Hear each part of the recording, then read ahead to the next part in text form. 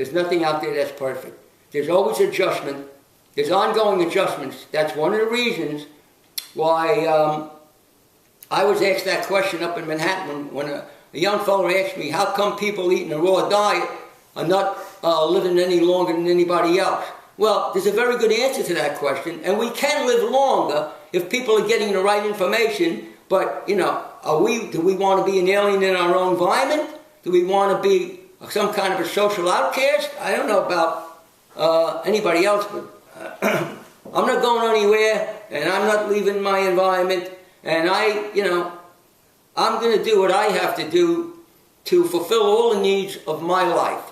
I'm not totally focused.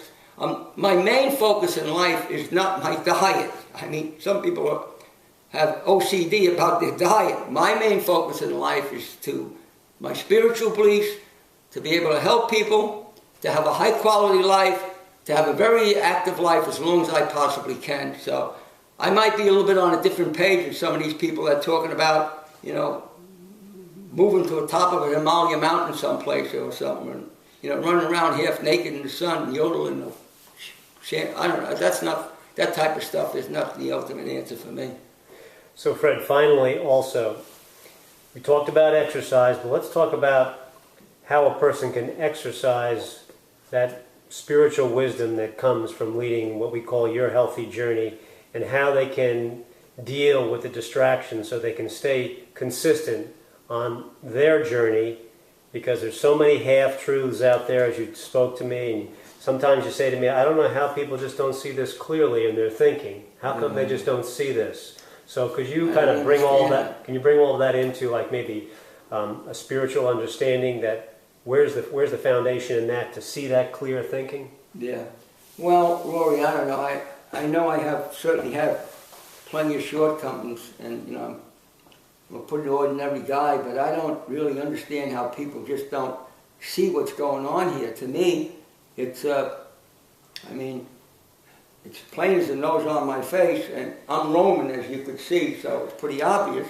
I mean, so I can't understand why people don't see this, you know what I'm saying? But I think, you know, maybe not everybody's, you know, just like it says, you know, a parable I heard is, seek and you shall find.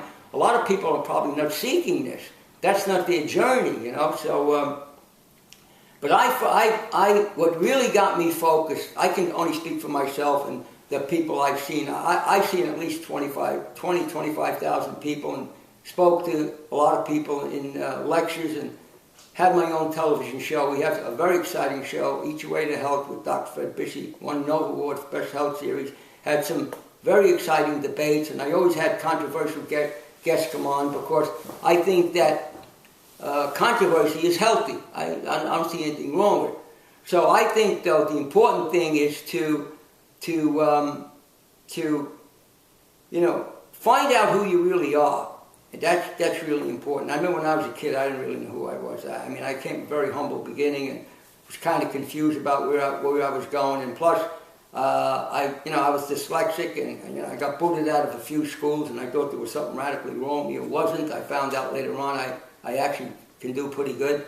But then the big thing is to be spiritually grounded, because when you're grounded, that means you're anchored in something.